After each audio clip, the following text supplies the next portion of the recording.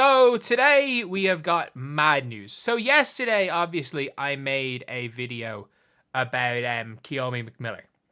Like, she is a super player. She's an absolutely super player in the in college basketball. Like, talent wise, you're not gonna find much higher. I'm gonna be honest. Like, she is so talented as a player. We've seen her handle. We've seen kind of everything about her, and it's like, okay, yeah. I don't exactly know what it is, but whatever it is, she has it. That's the only way I can describe her.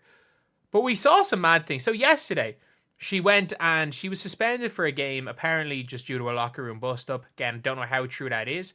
But it's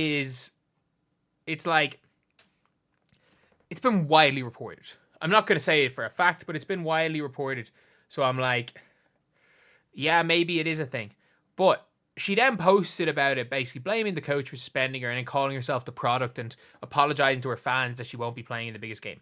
And then, a lot of people are saying, oh, she's an LSU Tiger. Mulkey offered her and she was sitting behind the bench when she won the Natty. I mean, to be fair, her at the 1 with Flaujae at the 2 with Williams there on the floor. Pretty good next year. But she posted an Instagram story. She reposted an Instagram story basically saying that she should be going into the transfer portal immediately. That is what she reposted. She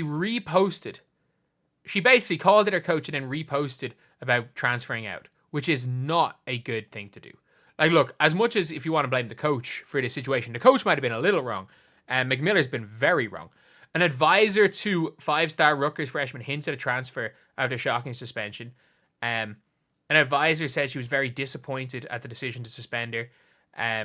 It was shocking, who was announced as part of her executive team in November press release, said in a phone call from I can't see any more than that.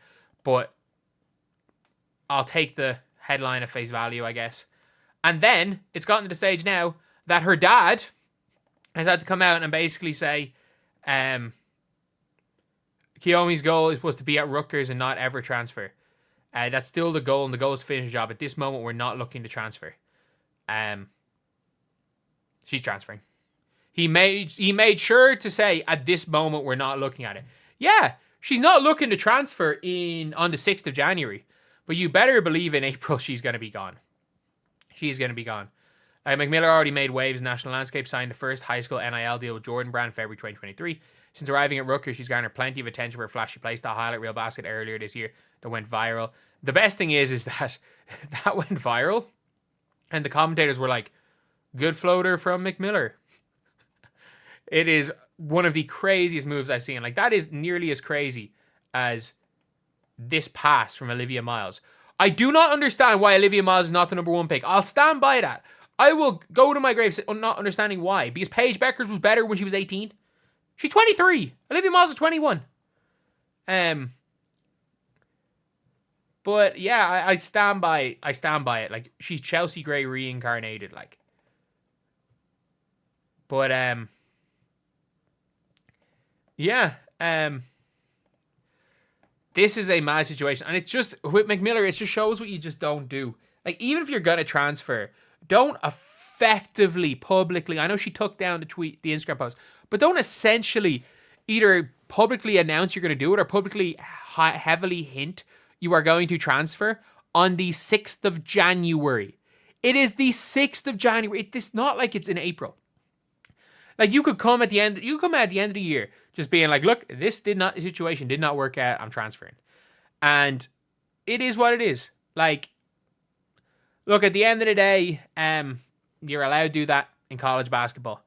And she's had such a good freshman year that, yeah, she can go to one of the top schools in the nation. Going to Rutgers, in fairness, I don't think going to Rutgers for basketball reasons was that crazy, because it was a team that is not ranked, but like not that bad. Like, I think she plays, they're within maybe 15 points of USC. They're in the Big Ten, so they're playing a lot of good teams. And they're a team that, with her and Destiny Adams, have a chance of taking a scalp off one of the big teams this year. They're probably one of the top 35, 40 teams in the nation. And they're not that bad. They're really not that bad. And she can go out and be her. Average 20 points as a freshman. Do some of the mad stuff that she does. Because she does a lot of good and she does a lot of bad. She plays a lot of hero ball and it's like, you can kind of learn. But it's like a coach has got to... The coach for a player like her, their job is to make sure they don't stop being themselves. Like for example, like Caitlin Clark, Lisa Bluder was like, let's try to make sure Caitlin's still Caitlin, but let's try to stop it a little bit. Whereas Chrissy Sides was like, we don't want Caitlin to be Caitlin. That was the issue with that. So it's like, you want a coach to allow her to be her, but also, maybe try to stop some of the faults. Maybe stop a few of the turnovers while still allowing her to play with freedom. But yeah, it's still not the way to do it. It's really not the way to do it. Like, I do think McMiller is a super player. I think McMiller is a future WNBA player. And she's one of the many guards. Like, gone are the days of, like, dribble, point guard, dump it into the big. Gone are the days of your Erica Wheeler. Dribble the ball in circle, give the ball to the bigs, and then stand and watch them go to work. These guards have the it factor. I'm not going to lie. The likes of Kiyomi McMiller. I think it really started, in fairness, with Caitlin Page and Hailey Van Lith. More so with the social media following out of high school. And more so than anything, did start with Hailey Van Lith and Paige Beckers. And then obviously Caitlin Clark took the mantle and took the crown and ran with it. And is the most relevant guard in the W right now. And to be fair, Arike maybe? Maybe start with Arike. What Notre Dame did with that 2019 team, they had all three in Breanna, maybe Arike Gumbawale and Jackie Young starting at their 1-2-3, which was incredible. But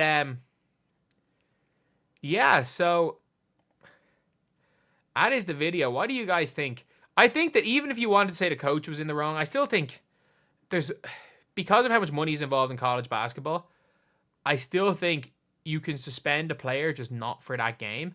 Like, this isn't 1980 anymore, where it's like, yeah, we want our player to learn, let's suspend them for the biggest game of the season, where they're going to have the most eyes on them, where it's going to help them out, let's really punish them, where it's like, you can't really do that in 2024, especially, or 2025 now, especially with how much money these players generate for the schools. And the fact that McMiller realistically could go to any school she wants and chose to go to Rutgers so she could have a little bit more freedom.